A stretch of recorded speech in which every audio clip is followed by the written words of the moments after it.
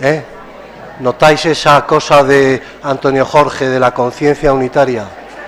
¿Eh? Me dicen, vaya. Pero sí que hay un clima, ¿verdad?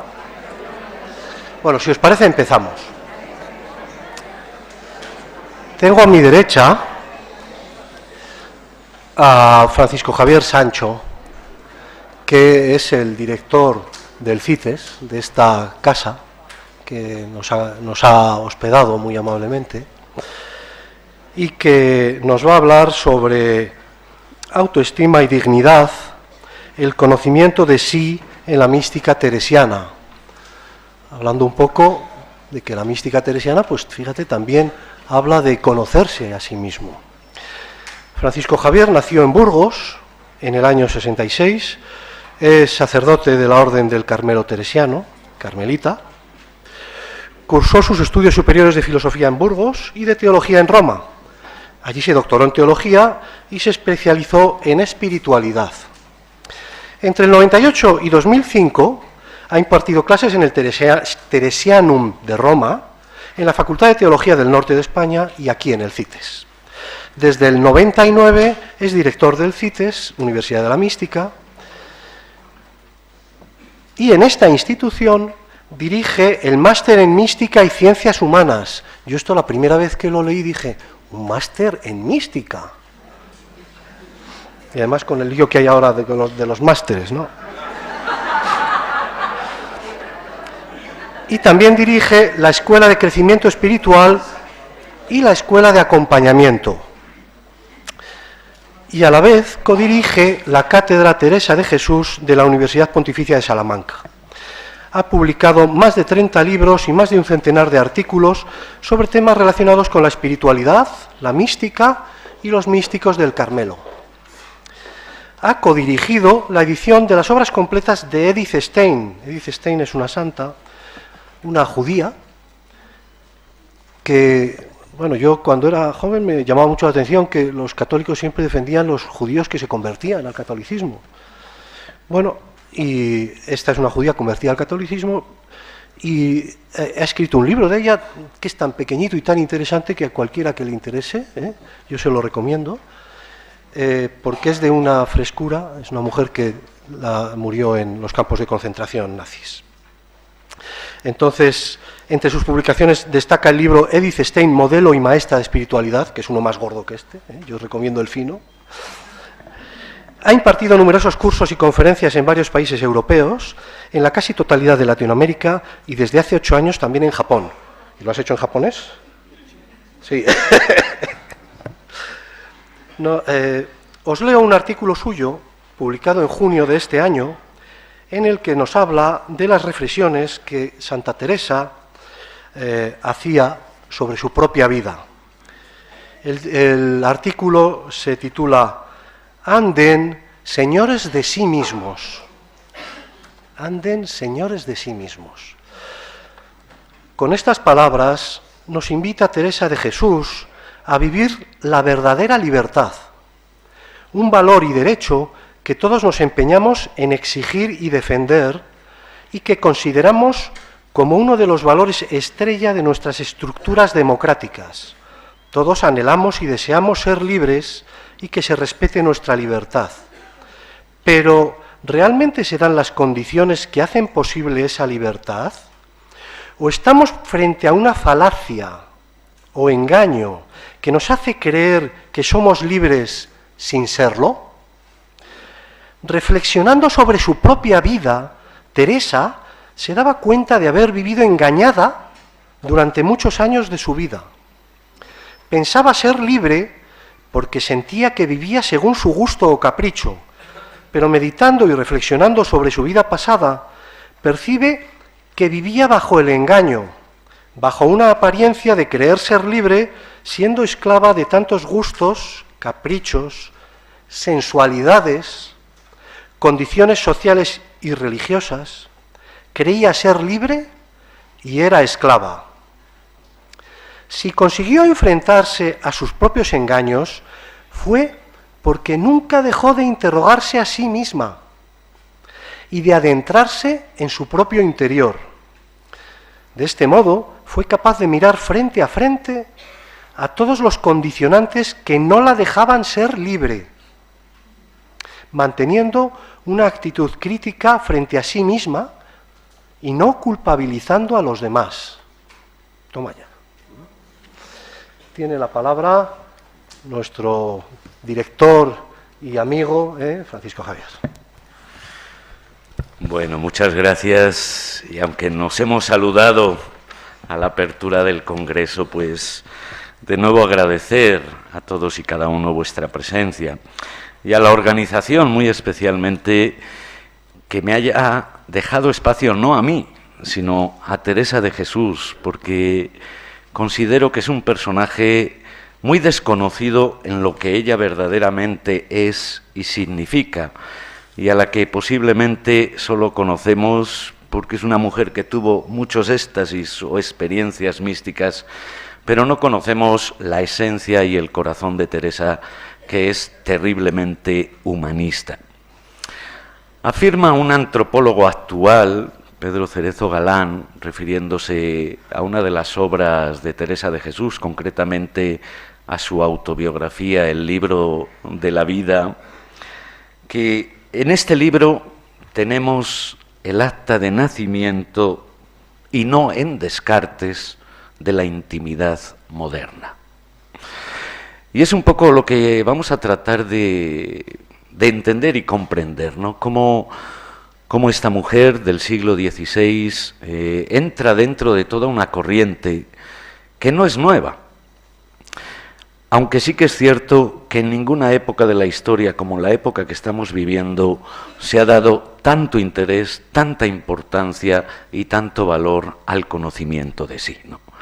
Pienso que todos sois muy conscientes de la importancia que tiene este elemento en todo lo que implica y significa el desarrollo y la realización del ser humano, ¿no? De hecho, este elemento está incluido en todas las corrientes psicológicas actuales, incluso dentro del ámbito mismo pedagógico, la importancia que tiene este conocerse en el proceso y en el desarrollo de la persona, hacia su plenitud, hacia su felicidad, hacia su realización, ¿no? Incluso si hojeamos toda la infinidad o el infinito mar que tenemos hoy en día de literatura de autoayuda, este elemento viene puesto o colocado en un lugar central dentro de lo que sería ese proceso de realización, ¿no? Otra cosa será qué entendemos o qué se entiende dentro de cada ámbito o de cada corriente o de cada escuela en lo que implica y significa hasta dónde llega ese conocimiento de sí, ¿no? Por otro lado, les decía que no es un tema nuevo, es un tema que está presente en la historia de la humanidad, yo diría que desde que el hombre es hombre, y si bien no tenemos testimonios escritos de esos primeros seres humanos, lo cierto es que en la reflexión, en los intentos de explicar el misterio de la vida, de una u otra manera, ese elemento siempre ha estado presente, ¿no? Podríamos decir más cercano en el tiempo, dentro del ámbito de la filosofía griega, conocemos a un Sócrates que prácticamente estampa con letras mayúsculas el lema, ¿no? Conócete a ti mismo. Pero también lo encontramos presente en todas las tradiciones religiosas de la antigüedad. Y dentro del mismo cristianismo es algo que está muy presente desde el primer momento, tanto en la dinámica de lo que implica el Evangelio, bien leído, bien entendido, la propuesta que hará el mismo San Pablo, reconociendo la eternidad de la persona como un conocer tal como somos conocidos, es decir, llegar a la plenitud de lo que realmente somos, lo que nos define, lo que nos configura, y como San Agustín pues lo adentra y también lo establece como un fundamento inequívoco dentro de todo lo que es el proceso del desarrollo y del crecimiento humano y espiritual, ¿no? Y de esa tradición van a beber prácticamente todos los grandes místicos dentro del cristianismo, entre ellos Teresa de Jesús y Juan de la Cruz, ¿no? Pero vamos a centrar la mirada en Teresa de Jesús, ¿no?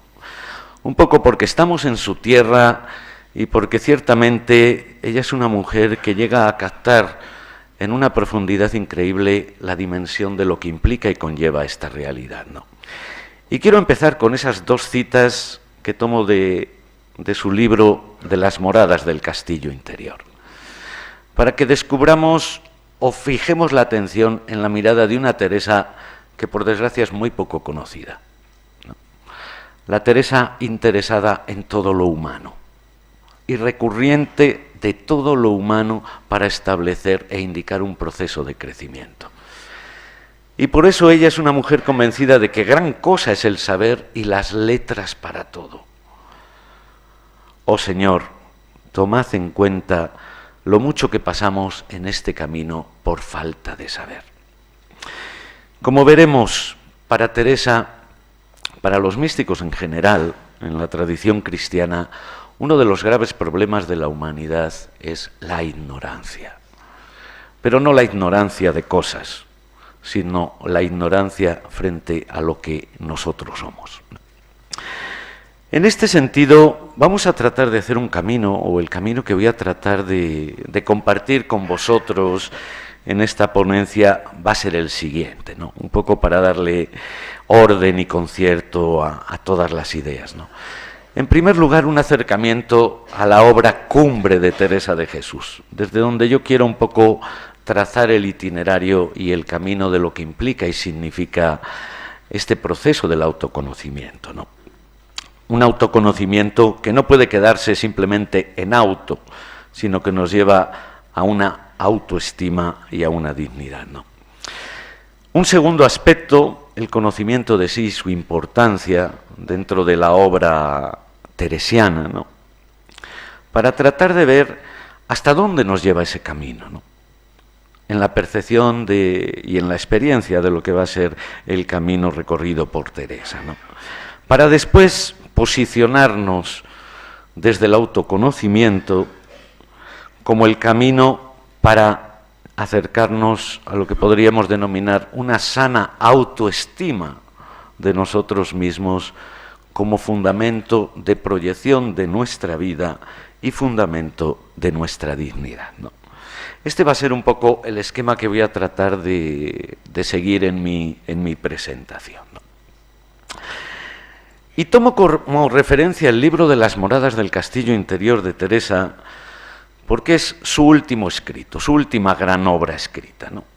Que además escribe en un tiempo récord, apenas en un plazo de 6 meses, entre junio y noviembre de 1577, en un momento muy especial de su vida. Ya no es una jovencita, sino una mujer que ha llegado a su plenitud, a su madurez, tanto porque ya ha fundado infinidad de conventos a lo largo de toda la geografía española, como por el recorrido y el itinerario humano y espiritual que ella hace, ¿no? Desde lo que es el proceso o el camino espiritual, ella ya vive la plenitud, la cima de lo que normalmente se entiende por el camino místico desde 1572, denominado el matrimonio espiritual, la unión de amor, podríamos decir, con Dios en lo que conlleva de plenitud. Y por lo tanto, ella ya tiene una capacidad a todos los niveles de dar una mirada global a todo lo que implica ese proceso y ese camino, tanto a nivel humano como espiritual, ¿no? Y abarcar de esta manera todo el itinerario, ¿no? Sin dejarse una parte de lado, como le ocurre en otras obras, porque no había alcanzado ese camino, ¿no? Y con unos objetivos muy claros, que esto me parece muy importante de subrayar, porque a veces los escritos de los místicos creemos que son obras para extraterrestres, o obras que nos hablan de cuestiones paranormales, ¿no? Pero en el fondo siempre hay un objetivo antropológico fundamental, que es conocer y desarrollar la propia dignidad y el propio ser. Veremos que ese es el punto de partida y el punto de llegada de Teresa de Jesús. No quiere sacarnos de la realidad, sino adentrarnos en la realidad de lo que somos para vivir la realidad, lo concreto de la vida, en una perspectiva diferente, que emerge del propio ser que nos configura, ¿no?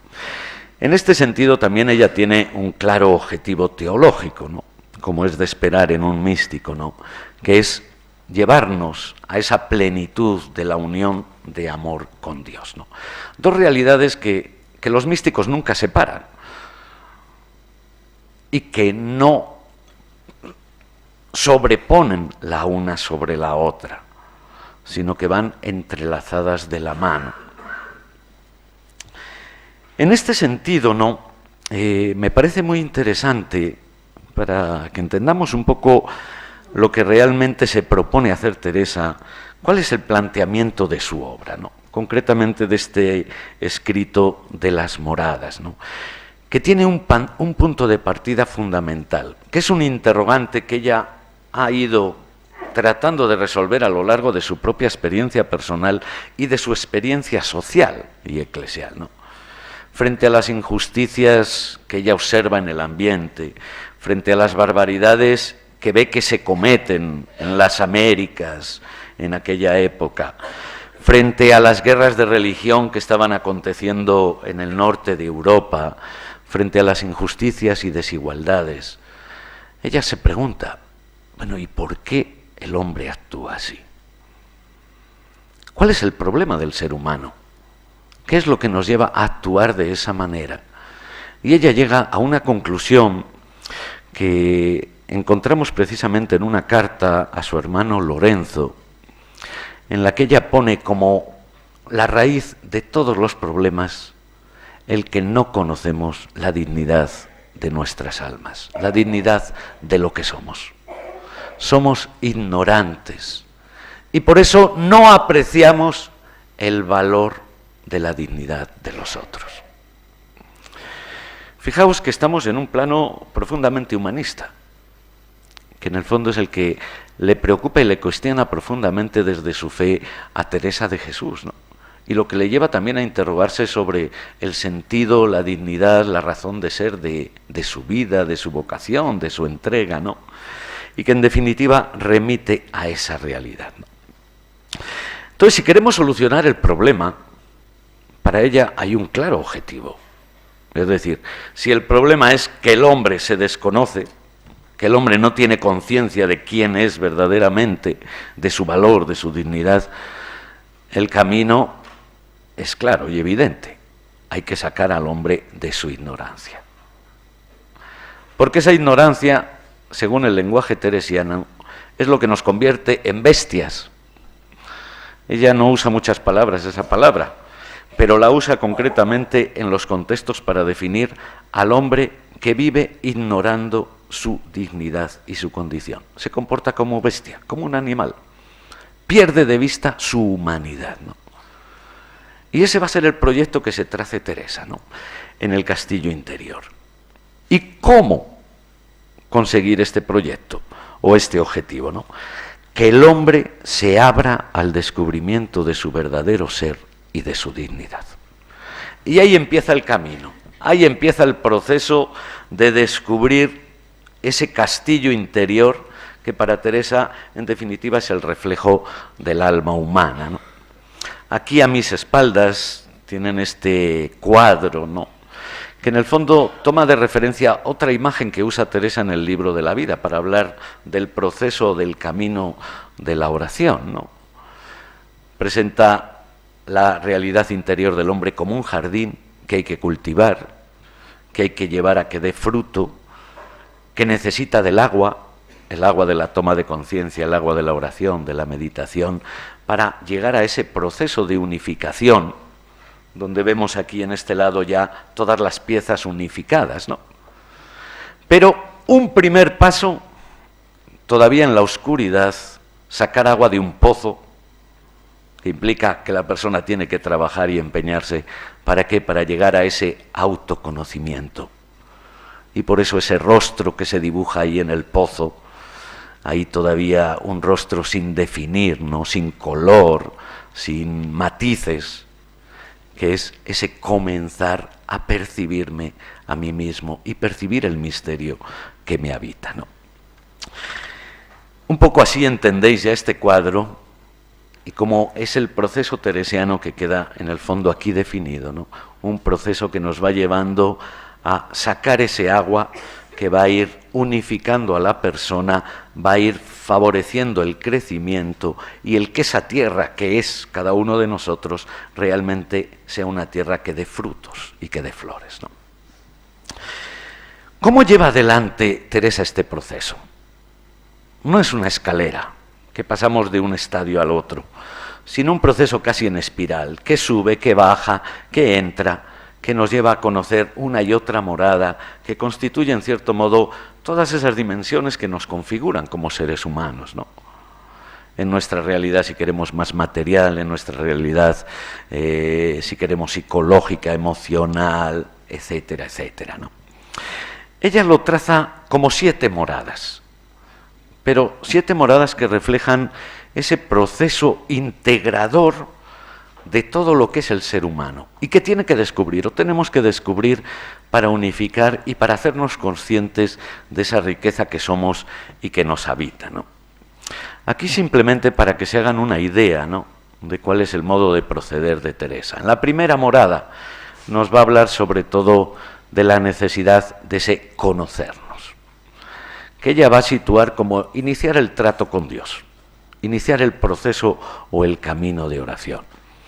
Una segunda morada o una segunda habitación donde hace emerger el valor de la meditación, con todo lo que ello implica, ¿no?, como sensibilización de la persona, capacidad de autoescucha, capacidad de autoobservación, capacidad de denunciarse a sí mismo el propio autoengaño, etcétera, etcétera, etcétera, ¿no?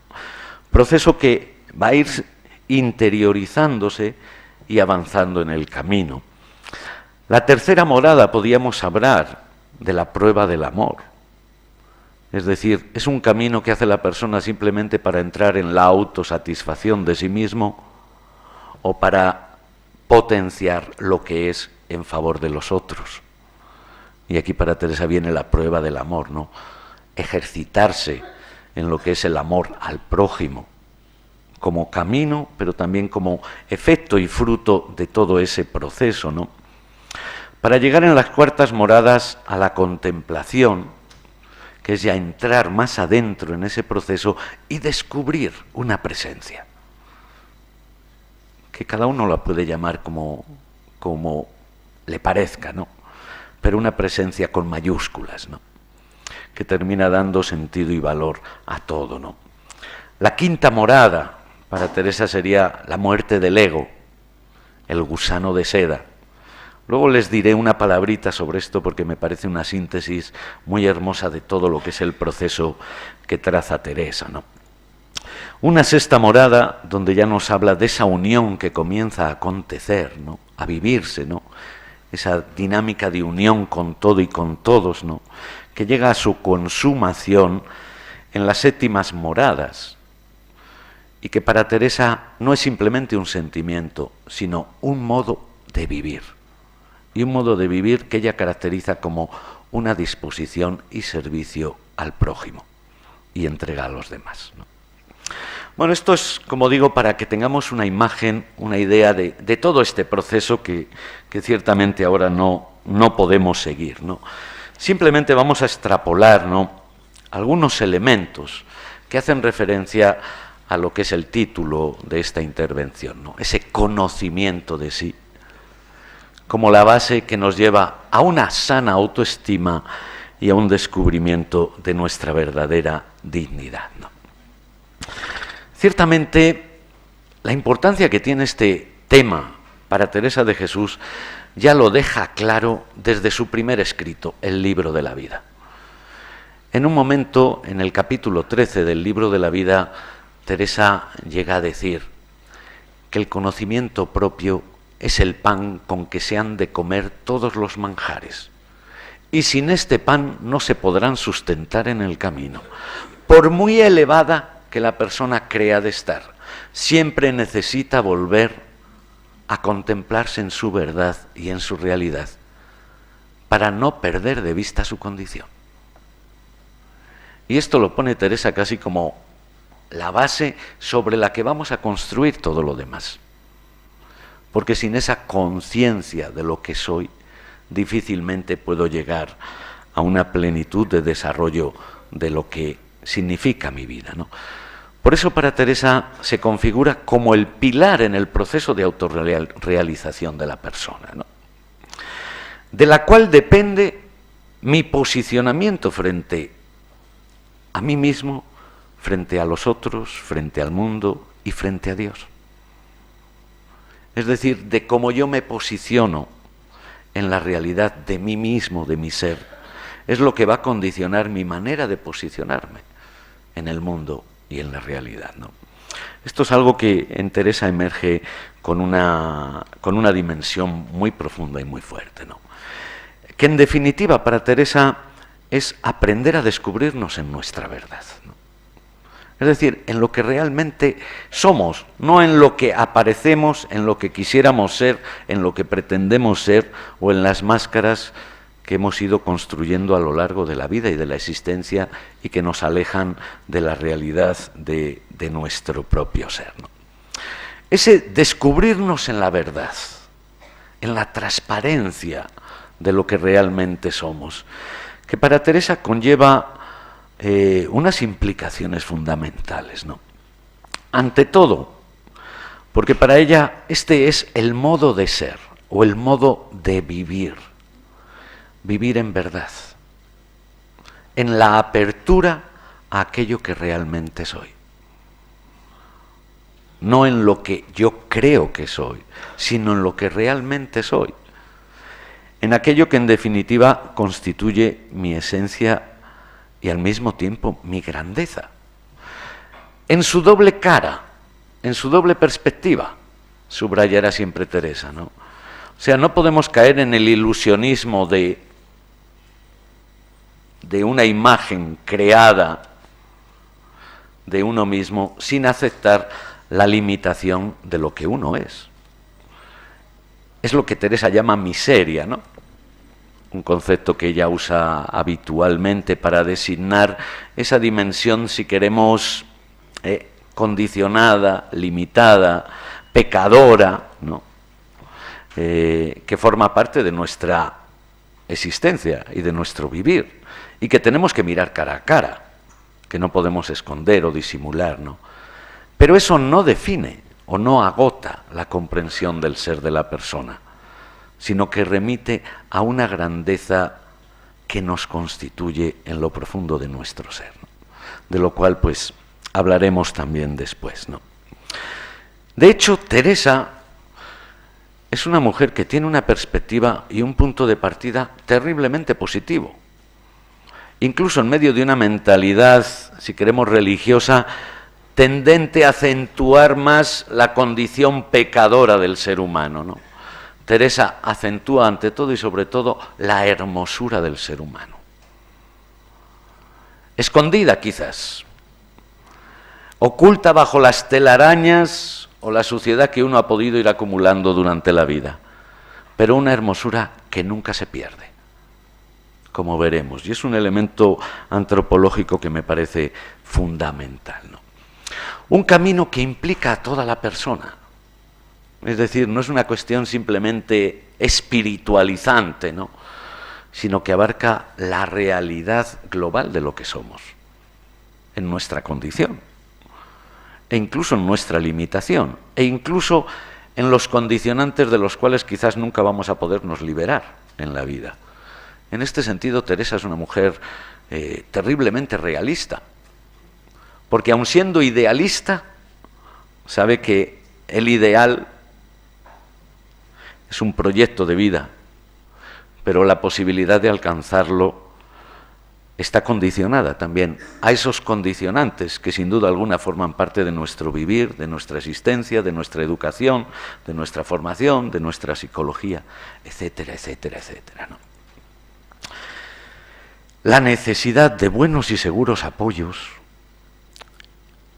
tanto de carácter científico como de carácter de acompañamiento personal, Es algo que Teresa siempre toma en consideración, ¿no? Y poniendo en evidencia el gran peligro de la vida del ser humano. El peligro, dice ella, de no habitarse, de vivir fuera de sí, de andar buscando, como ella dice, andar buscando fuera lo que ya tiene dentro y no es consciente de que lo tiene, queriendo buscar la paz en casas ajenas, ¿no?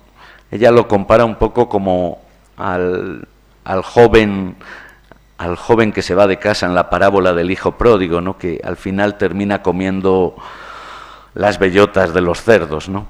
Es decir, que no andemos así la vida, que tenemos un manjar en la propia casa muy exquisito, pero hemos de tomar conciencia de él, ¿no? Que va a implicar eso, un aprender a ser dueño de sí.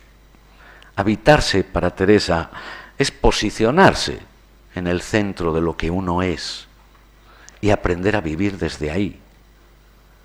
No para aislarse de la realidad, sino para posicionarse frente a la realidad, siendo uno dueño de sí mismo y no manipulado o zarandeado por los diversos condicionantes que sin duda alguna nos pueden condicionar en nuestra vida, ¿no? Pero ¿hasta dónde nos lleva este conocimiento? Es una pregunta inherente al proceso de búsqueda, ¿no? Ciertamente es un proceso que, como todos sabéis, necesita de un camino de interioridad, no como un opuesto a la exterioridad, sino como un aprender a posicionarse, ¿no? A abrirse a lo que uno verdaderamente es, ¿no? Un camino que nos abren nuestras mismas facultades humanas. Teresa es muy curioso el discurso que hace sobre esto, ¿no? Pues si nos ponemos a razonar, por ejemplo, ¿no? Y observamos la vida, la caducidad de la vida, cómo todo pasa, cómo todo es temporal, cómo todo es caduco, eso ya nos lleva por sí mismo, desde nuestro raciocinio, desde nuestra memoria, desde nuestra inteligencia, a decir, ¿y cómo yo me paso dando tanta importancia en la vida a esto cuando esto pasa? Cuando esto, en definitiva, no va a solucionarme los verdaderos problemas de mi vida o de mi existencia, ¿no? Es decir, prestar atención a uno mismo y a las capacidades que llevamos cada uno inherentes a nuestra condición, ¿no? Ciertamente para ella la gran puerta es la oración. ¿Por qué? Porque la oración para Teresa es la que nos pone en contacto con el misterio. Y al final el misterio de nuestra vida se resuelve, sí, en gran medida gracias a todas nuestras facultades, pero está remitiendo siempre a un misterio con mayúsculas, sin el cual para Teresa no terminamos de resolver el verdadero misterio que forma parte de nuestra vida, ¿no? La puerta del amor al prójimo. Dice Teresa, no hace falta quizás hacer un recorrido de autoconciencia, porque incluso en la vida observamos que personas muy simples y muy sencillas viven la plenitud de la vida sin hacerse ningún problema. Y esa plenitud emerge precisamente de su capacidad de servicio y de su capacidad de acogida. Y sin embargo, no puedes ir a decir a mi abuela, decir, oye, ¿y tú has pensado, has hecho un proceso de autoconciencia? Y dice, ¿yo qué voy a hacer? Y sin embargo, observamos vidas en plenitud, ¿no? Que ciertamente nos hablan de caminos, de vías que llevan a esa unificación y a esa conciencia inconsciente, si queremos, ¿no?, de lo que es la vida, ¿no? Un dejar de andar perdido, ¿no?, como os señalaba antes, ¿no?, y que implica un realismo frente a la condición humana, ¿no? A veces se plantean desde diversos ámbitos un autoconocimiento como que nos tiene que llevar a tú puedes ser aquello que deseas. Y dice, pues mire, eso no es autoconocimiento. Eso es querer proyectar un deseo sobre aquello que yo no soy. Y por lo tanto, antes o después se me va a caer. Y si no somos realistas, con qué pies caminamos. Los pies que tenemos cada uno son los suyos. Y es a donde apunta, en cierto modo, Teresa, ¿no? Un autoconocimiento, curiosamente, en pleno siglo XVI. ¿Qué conocimiento había de psicología y de todos los mecanismos de nuestra psique, de nuestro pensamiento, etcétera, etcétera? Y ya Teresa se da cuenta y dice, uy, la de males que nos vienen por este no entendernos a nosotros mismos. E incluso llega a afirmar, y dejemos de echar la culpa al demonio de lo que tenemos la culpa nosotros. O sea, hay una conciencia, aunque no tiene elementos científicos, ciertamente, que se lo demuestren, ¿no? En la época no existían, ¿no? Y sin embargo hay una autoconciencia clara, ¿no?, de cómo necesitamos abrirnos a comprender cómo funcionan nuestros mecanismos para no caer en el autoengaño, para no caer en la autosatisfacción, para no caer en la ceguera, o no posicionarnos, como ella dice, en el fariseísmo o en el juicio. Ella se da cuenta que quienes inician este camino, porque ella va acompañando a muchos, dice, llega un momento que han caminado una parte y ya han tomado una conciencia, ya se creen iluminados y superiores a los demás. Y empieza el juicio.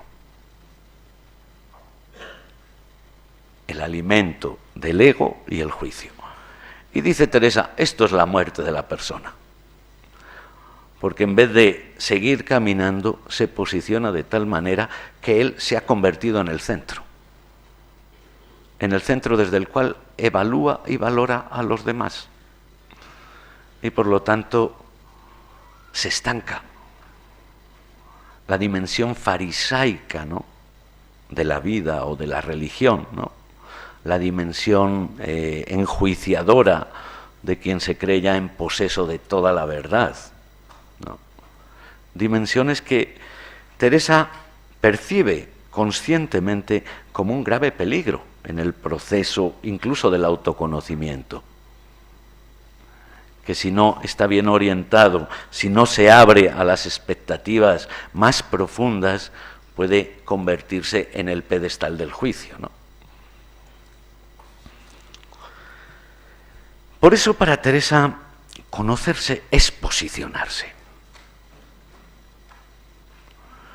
Y posicionarse cada vez más, como los místicos dicen, en ese profundo centro, donde adquiere sentido, valor, unidad, lo que yo soy.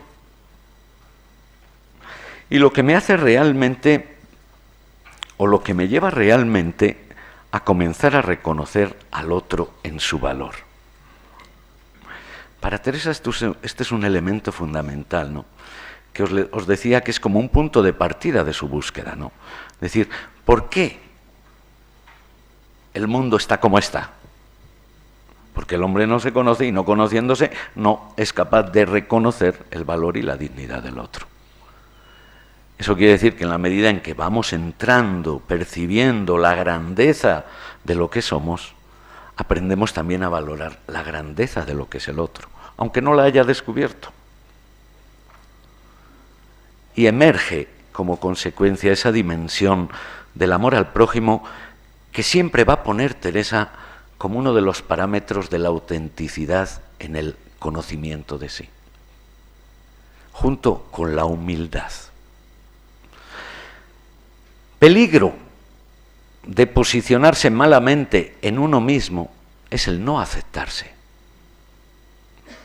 Y de hecho hoy sabemos que es uno de los grandes problemas de nuestra realidad social. La gente no se acepta a sí mismo. No es capaz de hacer silencio porque no se soportan a sí mismos. No es fácil aceptarse en una sociedad que marca líneas, que marca modas, que marca actitudes, que marca 100.000 cosas. No es fácil. Y sin embargo, si el conocimiento no nos lleva a una aceptación, lo único que va a provocar o es una búsqueda de falseamiento por otras vías o caer en la angustia y en la depresión, porque no me gusto a mí mismo. que como sabemos es el problema de base en muchas situaciones actuales, ¿no? Y lo mismo el posicionamiento frente al misterio con mayúsculas, ¿no? Para Teresa, la relación del cristiano, del creyente con Dios, depende de cómo se posiciona frente a sí mismo. Pues si se posiciona en la mentira, en el autoengaño, su relación con ese Dios estará también falseada, porque estará condicionada por esa dinámica o esa dimensión que tiene de sí mismo, ¿no?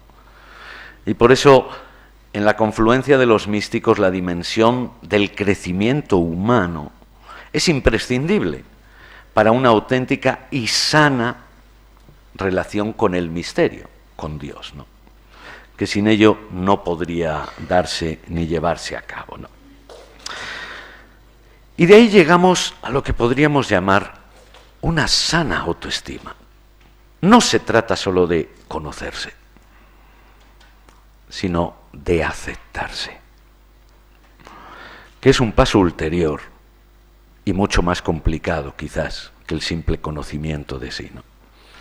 Porque podemos llegar a conocernos, soy de esta manera, soy de esta otra, actúo de esta manera, pero me gusto, no me gusto, me acepto, no me acepto.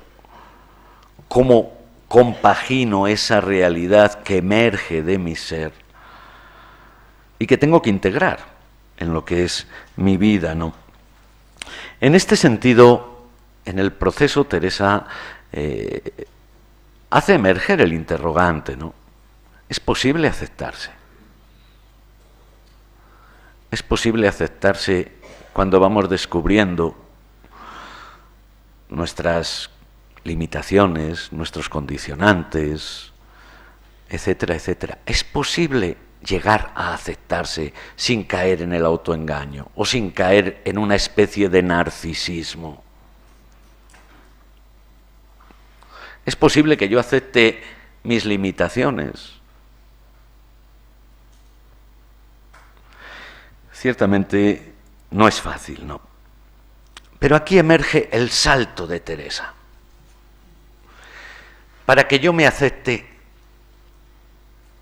necesito saberme amado. Fijaos que eso forma parte en el proceso humano, ¿no? Quien no se ha sabido amado, quien no se ha sabido aceptado en su infancia, en sus contextos familiares, escolares, etcétera, etcétera, luego tiene muchas dificultades en la vida para aceptarse, para amarse,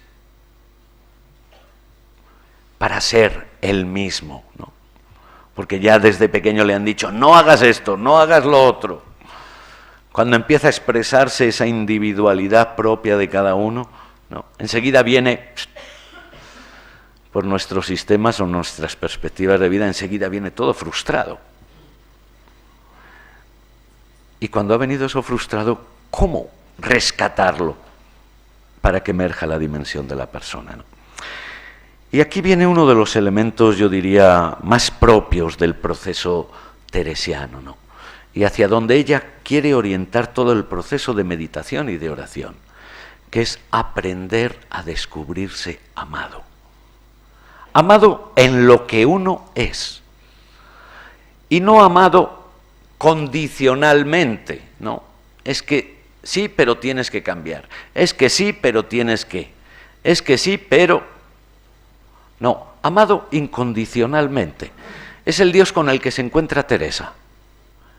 El Dios que me ama y me acoge en mi realidad concreta. Con incluso aquello que a mí me resulta tan difícil de amar en mí.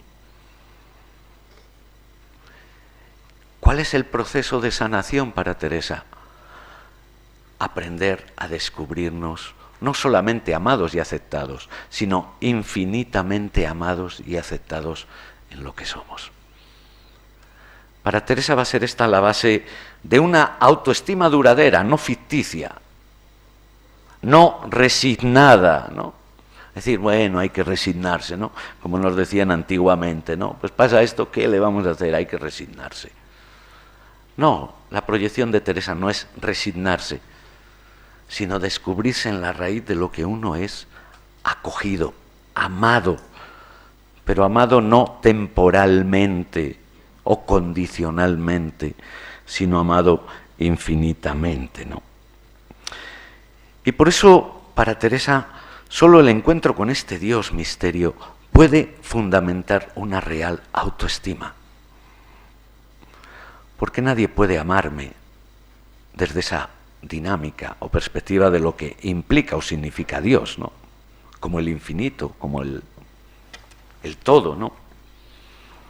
No es un amor caduco, no es un amor reduccionista, ¿no? No es un amor que me crea ficción o fantasía sobre lo que soy o puedo llegar a ser, ¿no? Y de aquí emerge un elemento que en el proceso teresiano es fundamental, ¿no? Cuando ya comienzo no solo a aceptarme, sino a ser capaz de amarme a mí mismo. Para Teresa es la raíz más profunda de nuestra capacidad también de proyección hacia los demás. Porque mientras yo no soy capaz de amarme, incluso en mi pequeñez, en mi pobreza, en mi miseria,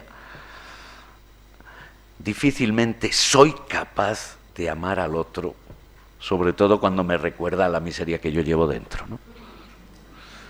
Fijaros, ¿no? Este proceso, ¿no?, que en el fondo es un proceso de posicionamiento, ¿no?, que al mismo tiempo activa en nosotros la energía positiva, que es otro de los elementos que dice Teresa.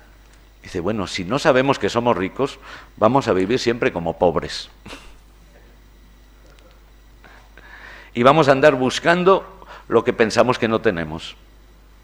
Y la importancia que tiene abrir la puerta para decir, ahí va, si todo esto ya está dentro. Y esto nos lleva al último elemento, ¿no?, que para Teresa es también el punto de partida. De hecho, ella empieza a escribir su obra sobre el castillo interior con esto, poniendo ante los ojos la dignidad de lo que somos. Pero una dignidad que ella trata de llevar hacia un punto inamovible. Es decir, ¿qué o quién me confiere la dignidad, ¿no? En la mentalidad social la dignidad me la concede pues la sociedad, o que tenga trabajo, o que no tenga trabajo, o que se respeten mis derechos, o no se respeten mis derechos. Sí, eso todo está muy bien, pero eso, como de hecho vemos, cada día está vacilando hacia un lado o hacia otro y corriendo riesgos. ¿Mi dignidad depende de eso? ¿O la dignidad del ser humano es una realidad inherente al propio ser? Que es hacia donde quiere llevar Teresa, ¿no? Decir, no, la dignidad no depende de que me reconozcan o no me reconozcan. La dignidad es algo que me habita, que constituye mi realidad esencial y existencial, y por lo tanto que nadie puede dañar, aunque yo crea que me lo han dañado, o aunque el otro crea que me lo puede dañar y oprimir, ¿no? Y es lo que da un valor permanente y eterno a la persona. Dicho en palabras concretas, ciertamente Teresa lo va a expresar desde lo que es su mentalidad, ¿no? Y por eso os pongo este texto que es con el que empieza la obra del castillo interior, ¿no? Para comenzar con algún fundamento, que es considerar nuestra alma como un castillo, todo de un diamante o muy claro cristal, a donde hay muchos aposentos, un paraíso, a donde, dice él, tiene sus deleites. Pues ¿qué tal os parece que será el aposento a donde un rey tan poderoso, tan sabio, tan limpio, tan lleno de todos los bienes se deleita? No hallo yo cosa con que comparar la gran hermosura de un alma y la gran capacidad. Y verdaderamente apenas deben llegar nuestros entendimientos, por agudos que fuesen, a comprenderla. Pues él mismo dice que nos crió a su imagen y semejanza. Pues si esto es como lo es, no hay para qué nos cansar en querer comprender la hermosura de este castillo. Porque puesto que hay la diferencia de él a Dios que del Criador a la criatura, pues es criatura, basta decir su majestad que es hecha a su imagen para que apenas podamos entender la gran dignidad y hermosura del alma. Podríamos decir, es la carta de la dignidad humana que escribe Teresa. Ciertamente desde su perspectiva cristiana creyente, pero que confiere a todo ser humano una dignidad infinita e inalienable, que configura el ser y la grandeza de cada ser humano, ¿no? Dicho de otra manera, el ser humano habitación de Dios, la presencia de Dios. Es decir, no es cualquier cosa. O sea, para un creyente decir que un individuo, cualquier individuo, es donde habita Dios, es poner en evidencia la dignidad infinita de ese ser humano. Y no solo poner en evidencia la dignidad infinita de ese ser humano, sino reconocer que él lleva dentro de sí su auténtico paraíso y de que tiene la anchura interior del mismo Dios, porque es capaz de Dios, ¿no? Uno puede ser creyente o no creyente, pero el hecho de hacer estas afirmaciones, pienso que todos llegamos a intuir la dimensión que supone, ¿no?, a la hora de reconocer esa dignidad, ¿no? O hablar, como ha repetido 2 veces Teresa en ese texto, ¿no?, imagen y semejanza de Dios. No es cualquier cosa, no es una cosa más, es imagen y semejanza, es decir, reproduce, o como diría también la Escritura, es Dios por participación, la persona, lo cual pone en evidencia la grandeza inherente que todos llevamos dentro, ¿no?, y que nos constituye, como dice Teresa, en un diamante, en la gran hermosura de lo que somos. Al diamante le puede caer mucha suciedad encima, pero no deja de ser diamante. Puede que la oscuridad no deje que la luz atraviese el diamante y se perciba su belleza, pero siempre tiene la oportunidad de limpiar el polvo o quitar las telarañas para que atraviese la luz, ¿no? Es decir, una dignidad que nada ni nadie nos puede quitar en la percepción de Teresa, ¿no?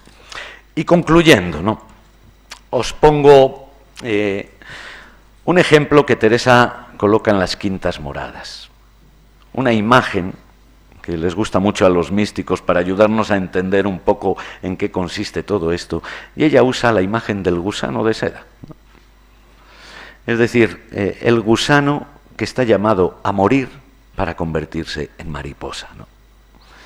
Y que para Teresa significa que esa capacidad de metamorfosis, de transformación, no es algo que nos tiene que venir de fuera, sino que es inherente a la naturaleza misma de la persona.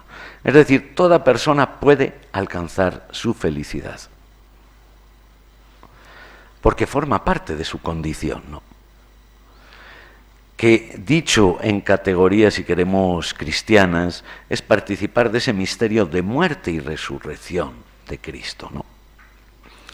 Es decir, librarnos del hombre viejo para revestirnos del hombre nuevo que ya somos y que está suspirando en nuestro interior de emerger, de salir, de destruir, podríamos decir, los disfraces o los añadidos que la vida ha ido incorporando, ¿no? Por eso el gusano, para Teresa, es el símbolo de la persona en su manera de vivir mundana, es decir, de vivir fuera de sí, de vivir superficialmente, de vivir arrastrada por lo exterior, sin haber tomado una toma de conciencia de su grandeza y de su riqueza, ¿no? El gusano tiene la tarea de tejer el capullo, donde debe morir. Morir sobre todo al ego. Muera ya este yo, dirá Teresa, y viva en mí otro yo que es más grande que yo, ¿no? Muera ya este gusano para dejarme de arrastrar, ¿no?, y alcanzar la plenitud, ¿no? Un morir al ego, que es crecer en esa conciencia de sí, ¿no? Y al mismo tiempo que nos ejercita en el amor, ¿no? El ejercicio del amor para Teresa es siempre fundamental, ¿no? No simplemente una realidad sentimental o mental, sino una realidad efectiva, activa, ¿no? Es decir, no solo quiero ser amar o estoy unido con todo, pero luego si el otro se está muriendo a mi lado me importa un comino, ¿no? Es decir, no, el amor que abarca todo, ¿no? Y que en el fondo es el camino para morir al ego. Y aquí emerge la mariposa, la persona transformada en el amor, ¿no? El amor como valor supremo que Teresa identifica con la voluntad de Dios. Para Teresa la voluntad de Dios, ¿qué es? Que amemos al que tenemos al lado, que nos amemos a nosotros mismos. Humildad, que Teresa define como andar en verdad. Aceptarse es ser humilde, acogerse en lo que uno es, en su limitación y en su grandeza infinita.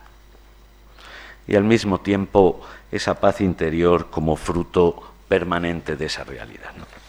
Y concluyamos con Teresa.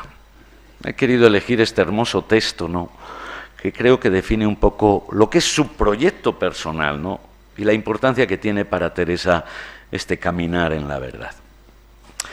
Yo quisiera poder dar más a entender en este caso, mas no se puede decir. Saquemos de aquí, hermanas, que para conformarnos con nuestro Dios y esposo en algo, será bien que estudiemos siempre mucho de andar en esta verdad. No digo solo que no digamos mentira, sino que andemos en verdad delante de Dios y de las gentes de cuantas maneras pudiéremos, en especial no queriendo nos tengan por mejores de lo que somos, y en nuestras obras dando a Dios lo que es suyo y a nosotras lo que es nuestro, y procurando sacar en todo la verdad, y así tendremos en poco este mundo, que es todo mentira y falsedad, y como tal no es durable. Plega a Dios, hermanas, nos haga merced de no salir jamás de este propio conocimiento. Amén. Pues muchas gracias por su paciencia y atención.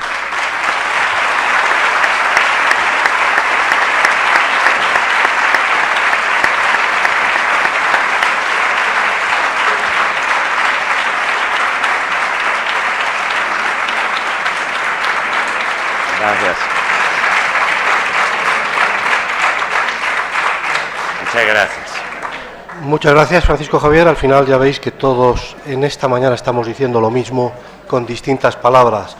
Repito lo que acabas de decir de Santa Teresa: muera en mí este yo para dejar emerger ese otro yo que es mucho más grande que yo. Muchas gracias, Francisco Javier. Dos avisos muy rápidos. Primer aviso es que los talleres esta tarde, fijaros, tenéis el horario dentro de la carpeta. No os fijéis en el horario, si a lo mejor alguno se fija que hay aquí, porque hay algún error de imprenta. Entonces, aquí